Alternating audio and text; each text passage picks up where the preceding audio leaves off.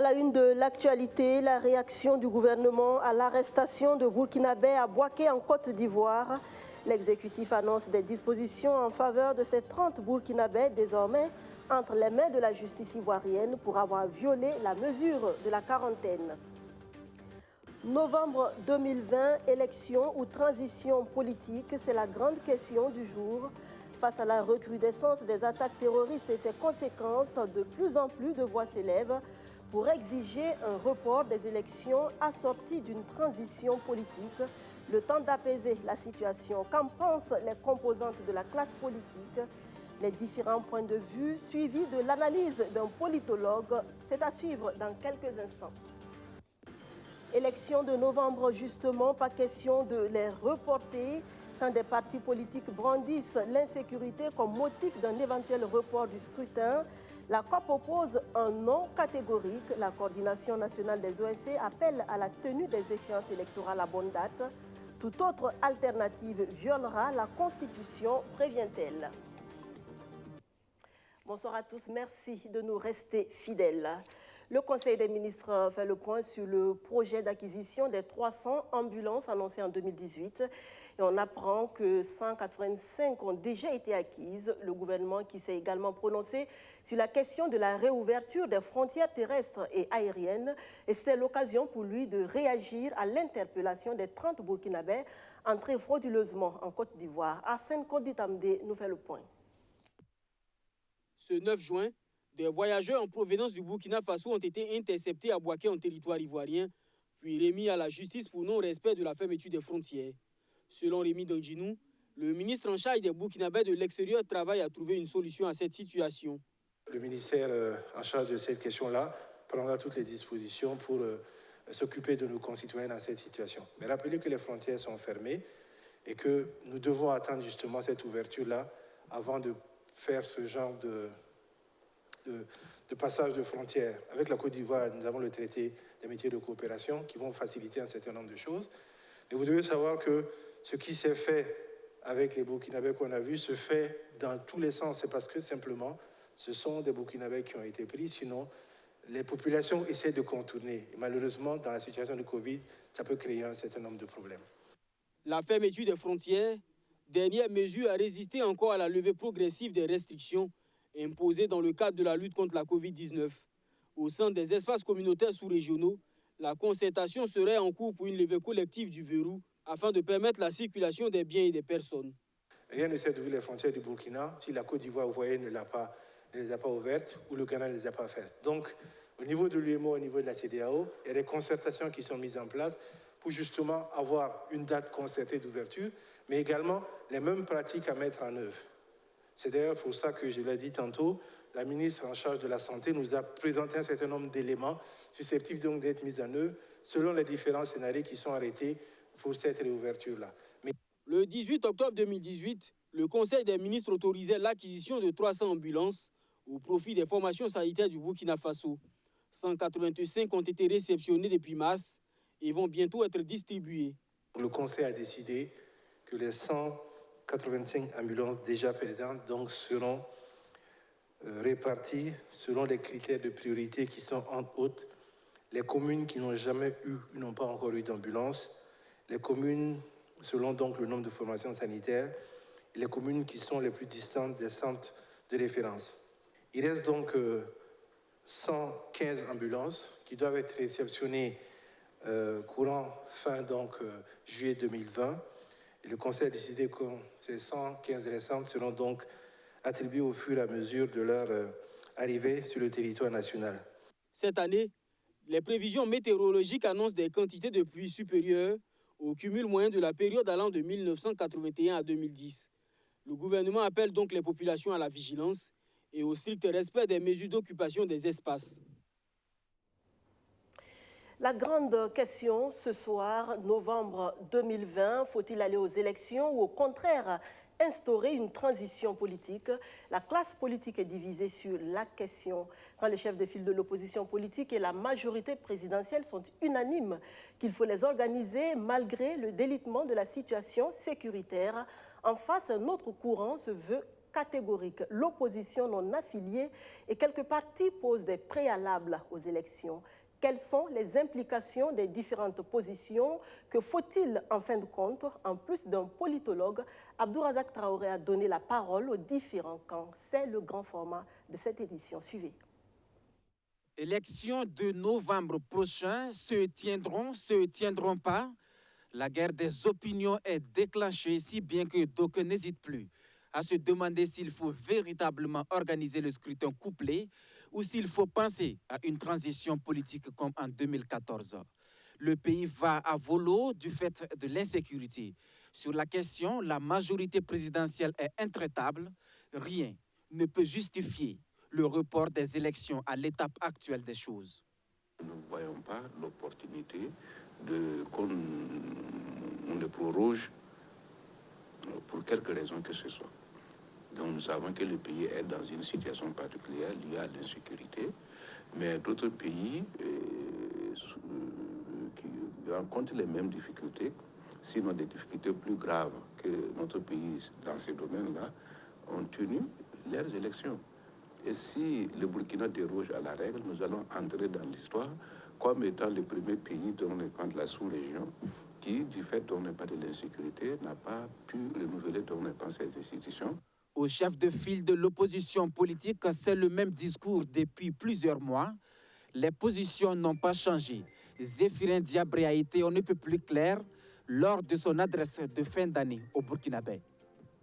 L'opposition politique sait que vous voulez tous le changement. Vous le voulez parce que le MPP et ses alliés ont lamentablement échoué. En 2020, il y aura des élections couplées, présidentielles et législatives. Notre Constitution le prévoit, la démocratie l'exige et le dialogue politique en a décidé. Chers compatriotes, en 2020, nous devons tout faire pour corriger l'erreur de 2015. Il y a la majorité présidentielle, il y a le CFOP, il y a aussi ceux qui veulent avoir voix au chapitre comme l'ONA, l'opposition non affiliée. Vous perdez des parties du territoire, des populations, près de 2 millions sont là dans la souffrance et vous voulez nous parler d'élections. On est contre ça. C'est pourquoi nous disons, si Roch ne veut pas ou il ne peut pas organiser les conditions d'intégrité du territoire, de sécurisation des populations, pour que les élections puissent se passer à tous les niveaux, on lui concède. Vous l'avez déjà élu, il va finir ça en décembre. Il ne sera plus président. C'est une phase de transition qui va s'ouvrir. Le peuple souverain reprend sa souveraineté. L'autre pan de l'opposition, lui, conditionne même la tenue des élections à un dialogue national en vue d'une réconciliation nationale. Encore une fois, la souveraineté nationale là, ne peut pas être seulement calquée sur la souveraineté politique. Le pays là nous appartient tous. Je dis, bon, nous sommes d'accord pour la réconciliation nationale, mais la réconciliation nationale ne saurait être un préalable à la tenue des élections. Et je crois au contraire que les élections peuvent même favoriser la réconciliation nationale. Novembre 2020, des élections ou une transition politique, le débat ne se pose pas à ce stade selon ce politologue. Dr Thomas Ouedraogo fait confiance à la CENI, la Commission électorale nationale indépendante qui se veut optimiste malgré tout. Je n'ai pas encore entendu dire par les responsables de la CENI que les élections n'auraient pas lieu. Alors, il s'agit là des hypothèses entre les différents acteurs, les partis politiques. Et ces aspects ne me permettent pas de dire qu'il ne faut pas tenir les élections si on sait que sans les élections, nous serons dans une crise institutionnelle au soir du 28 décembre 2020. Qu'à cela ne tienne, le directeur exécutif du Centre pour la gouvernance n'exclut rien. Tout peut arriver. Au pire des cas, les Burkinabés seront sauvés et l'essentiel. Mais sachez-le, la démocratie, c'est aussi la négociation, c'est la délibération. Il y a des cadres qui existent, mais également des possibilités d'inventivité. Ce n'est pas étranger pour les Burkinabés. Nous savons que les insurrections des 30 et 31 sont intervenues à un moment assez brusque. Mais les Burkinabés ont pu demeurer dans la légalité à travers une inventivité qui a permis de créer des institutions ad hoc pour gérer une légère transition jusqu'à la fin. Transition politique ou élection, c'est la classe politique qui se la pose comme question. L'organisatrice en chef des élections tient mordicus à son chronogramme de novembre prochain. La CENI aurait même prévu un scénario spécial pour repartir dans les zones où les bureaux d'enrôlement n'ont pas pu être installés en raison de l'insécurité. Pour ou contre la tenue des élections en novembre prochain, la position de la COP est désormais connue. La coordination nationale des OSC pour la patrie exige la tenue effective des joutes électorales fixées au 22 novembre 2020. Pour ces organisations de la société civile, la situation sécuritaire ne saurait être un argument crédible pour reporter les scrutins. Archimède Boy. Il faut tenir les élections à bonne date. Je répète, les élections, selon la Constitution, elles doivent se La tenir. Constitution en main, Pascal Zaïda se veut catégorique. Ce mercredi 10 juin, il expose document à l'appui la position de la COP, la coordination nationale des OSC pour la patrie. Ne pas tenir les élections le 22 novembre prochain au Burkina Faso serait, selon lui, une grave violation de la loi fondamentale. Tous ceux qui militent en faveur d'un report des élections feignent d'ignorer les articles 39 et 40 de la Constitution qui imposent les délais pour l'organisation des élections relativement à la durée du mandat du président du Faso. Quant à l'argument qui consiste à invoquer la situation sécuritaire, il ne tient ni par sa forme et surtout pas par son esprit. Puisqu'un report des élections ne peut garantir un retour à la paix et le retour des exilés dans leur localité d'origine. La situation sécuritaire marquée par des attaques terroristes occasionnant des déplacements massifs de population ne saurait être un argument crédible pour le report des élections.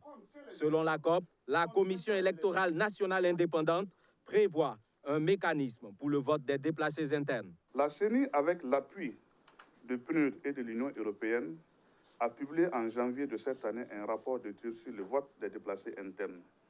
Il en ressort deux scénarios dont le premier est le rattachement de l'électeur à sa localité de départ et le second est le rattachement de l'électeur à sa localité d'accueil. Dans tous les cas, le déplacé peut voter et donner occasion à un choix démocratique des dirigeants du Burkina.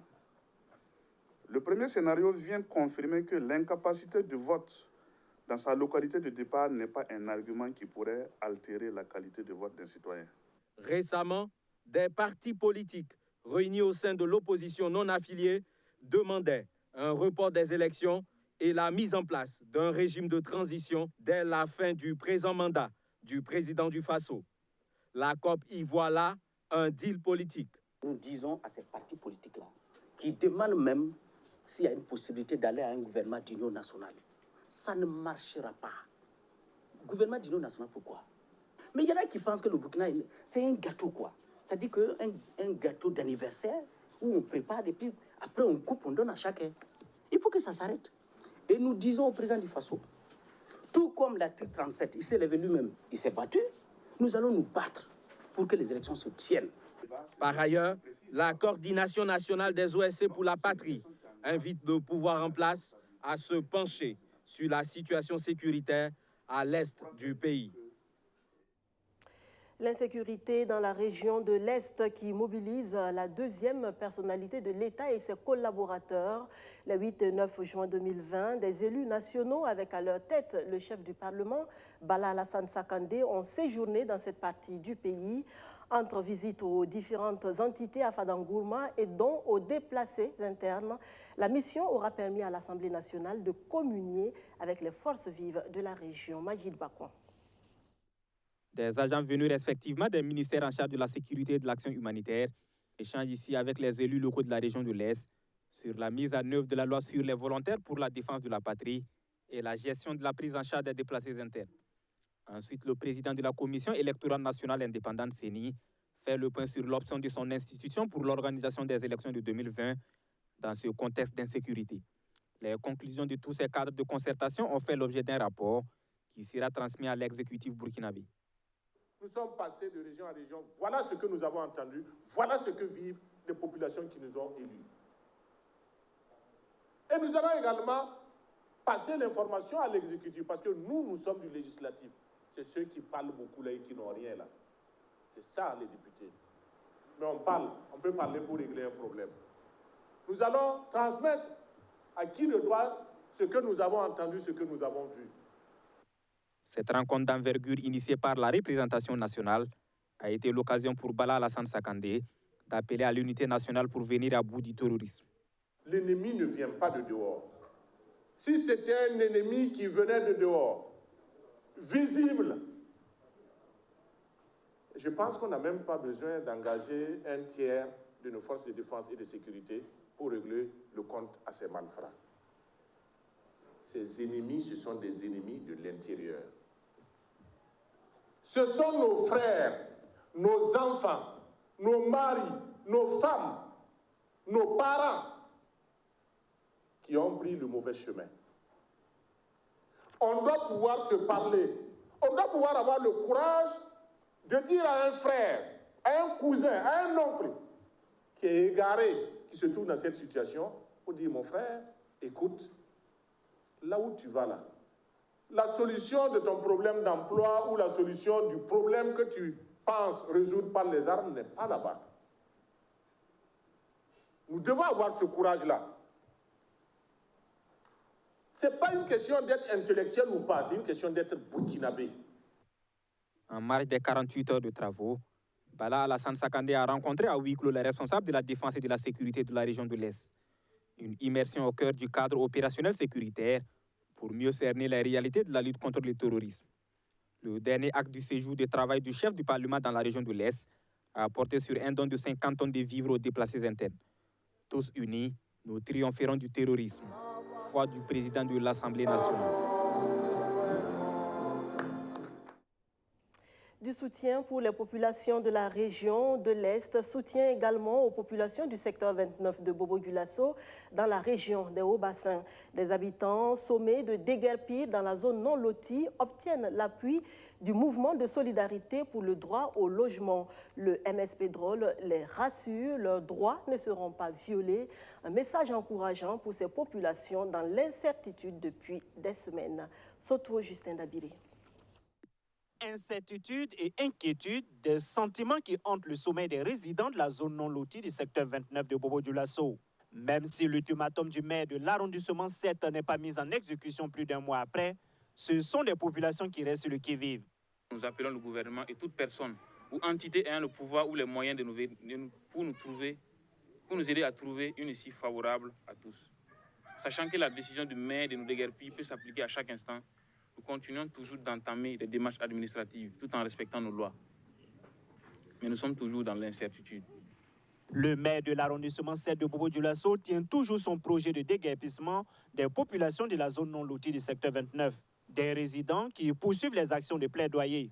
Ils peuvent compter sur le soutien du mouvement de solidarité pour le droit au logement MSC Drôle qui diffère du droit au logement pour tous, son cheval de bataille. Son président dit avoir rencontré le secrétaire général de la mairie de l'arrondissement 7 et un point de chute serait en vue pour le relogement des populations concernées par le déguerpissement. Nous sommes en train d'aller rencontrer le maire, il était absent, nous avons donné notre point de vue. Ils ont dit qu'en tout cas, comme c'est une plaidoirie que nous sommes venus pour le faire, ils sont entièrement d'accord avec ça. Et ensemble même, on a trouvé ce qu'on peut, une voie pour qu'on puisse les recaser. Je ne vais pas vous dire ici, parce que la presse va aller développer autrement. Vraiment, je ne serai pas satisfait. Donc, nous, on ne peut pas savoir si le maire va continuer le déguerpissement ou pas.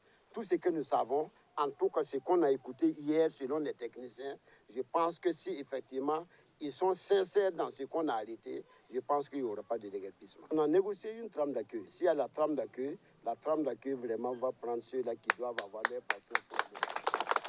Ici, le souci pour ces populations, c'est qu'elles ne détiennent pas de titre foncier. Une menace pour les populations vulnérables et les lois qui régissent le foncier sont à revoir pour permettre aux populations burkinabées de vivre dans la tranquillité. C'est ce que pense le mouvement de solidarité pour le droit au logement. Les gars n'ont pas de titre pour s'asseoir ici. Ça, c'est une vérité. Nous, on le voit. Mais nous sommes des défenseurs des droits humains. Nous, en partant dans nos luttes-là, on met ces textes-là de côté. Parce que ces textes-là ne cadrent même pas avec la réalité du Burkinabé. Donc, nous sommes avec nos comités de juristes en train de travailler pour voir comment on va changer cette loi. Nous sommes sûrs qu'on va changer cette loi encore. 2 hectares, c'est la superficie concernée par la menace de déguerpissement lancée par le maire de l'arrondissement 7 en mai dernier. De quoi réjouir les abonnés de Canal+ Burkina. Les bouquets s'enrichissent de nouvelles chaînes étrangères et burkinabais. Et ce n'est pas tout. Des investissements ont été réalisés pour le bonheur des amoureux du football. Le point des annonces avec Justin Amonto. La crise sanitaire et son lot de conséquences économiques n'aura pas eu raison de la dynamique d'innovation à Canal+. Des investissements ont été faits pour plus de satisfaction des fidèles abonnés. Nous avons investi dans l'enrichissement de notre bouquet avec une vingtaine de chaînes, dont quelques chaînes africaines, mais c'est surtout le retour de 3TV sur notre bouquet et de LCA, qui est une chaîne burkinabé. Donc on pense que c'est une excellente dynamique qui va permettre effectivement de pouvoir, comme j'ai dit, internationaliser notre savoir-faire, le savoir-faire de nos techniciens burkinabés, de nos promoteurs de télévision burkinabés, en dehors du Burkina. C'est une manière d'exposer notre culture, c'est une manière de démontrer notre savoir-faire et de montrer le dynamisme que peut avoir le secteur de l'audiovisuel ici au Burkina. Des investissements au niveau du droit de foot pour permettre aux amoureux du ballon rond de profiter de la reprise des championnats prévue pour le 11 juin.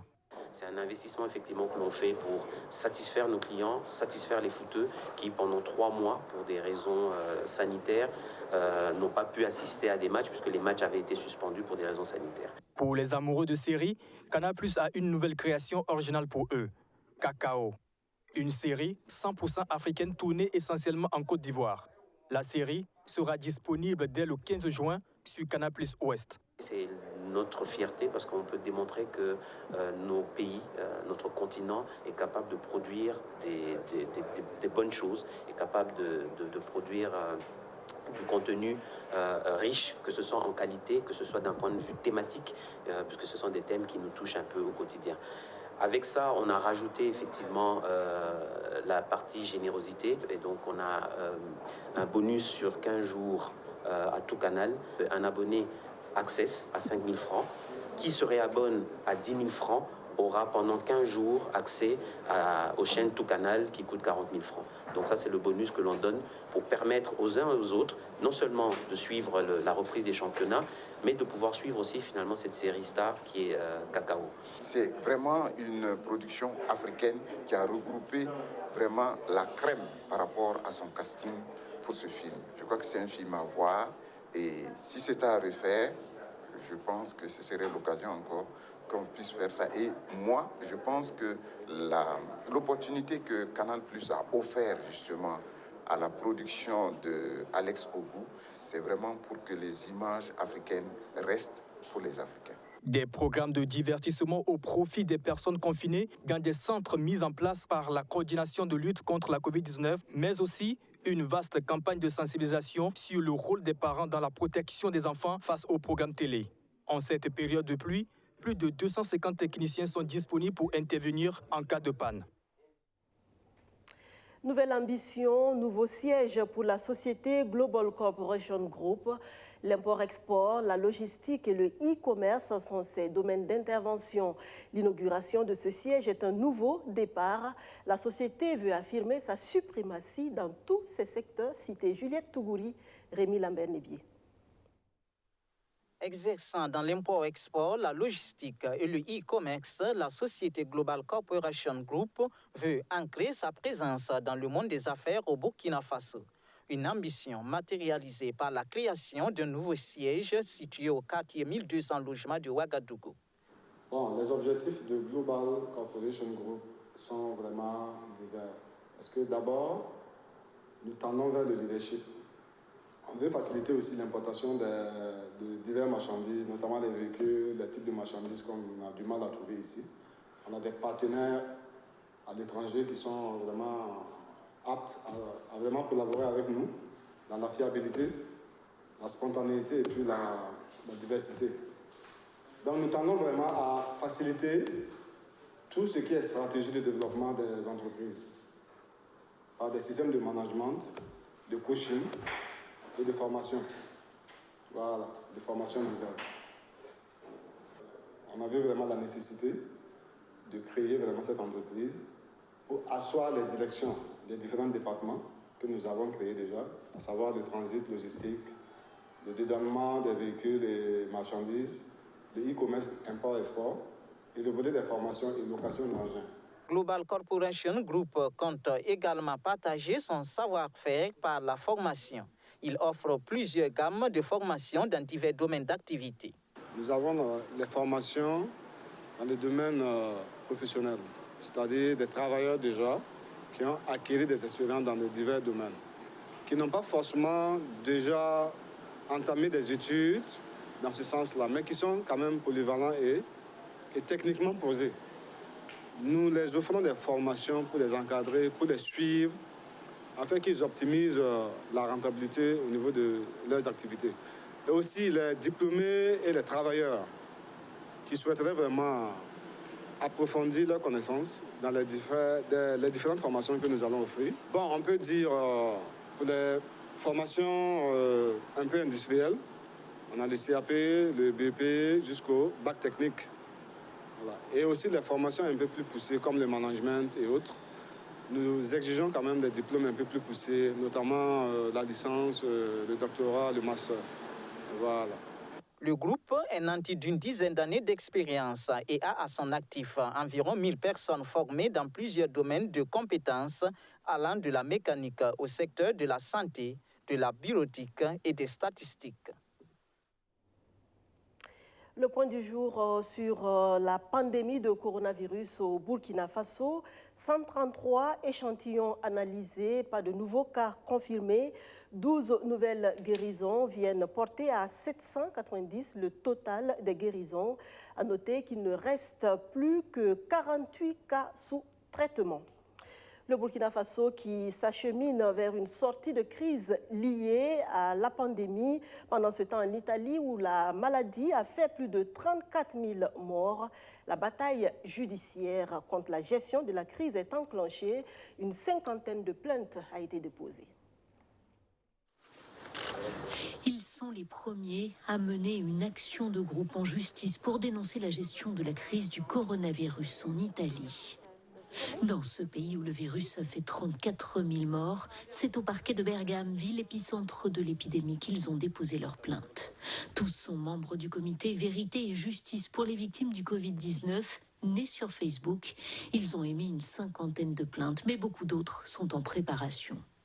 Le Premier ministre Giuseppe Conte doit de fait être entendu par les magistrats de Bergame, mais dans une autre affaire. Il s'agit cette fois de plaintes sur l'isolement trop tardif de 2 communes de la province. 2 ministres, celui de la Santé et celle de l'Intérieur, doivent aussi être entendus.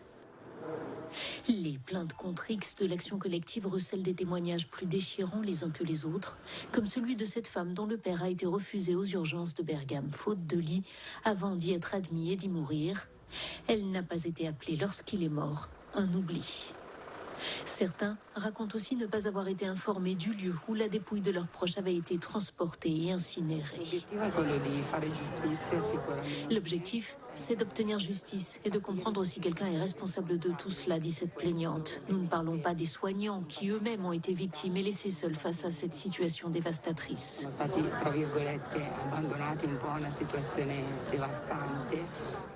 Nous ne voulons pas la vengeance, nous voulons la justice, résume un autre plaignant. En France aussi, une soixantaine de plaintes ont été déposées concernant la gestion de la crise contre des membres du gouvernement. La vie parfaite n'existe pas, mais une vie où l'on se sent bien, si. Et c'est à nous de la créer, cette vie, en égayant notre quotidien de simplicité et d'amour. Les jours peuvent être plus faciles à vivre, car ce qui rend parfois la vie difficile, ce sont nos attentes démesurées et nos exigences vis-à-vis de la vie et de nos semblables. La simplicité, c'est le bonheur même. Soyez simples, soyez heureux. Je vous retrouve demain pour d'autres actualités. Bonne soirée sur BFM.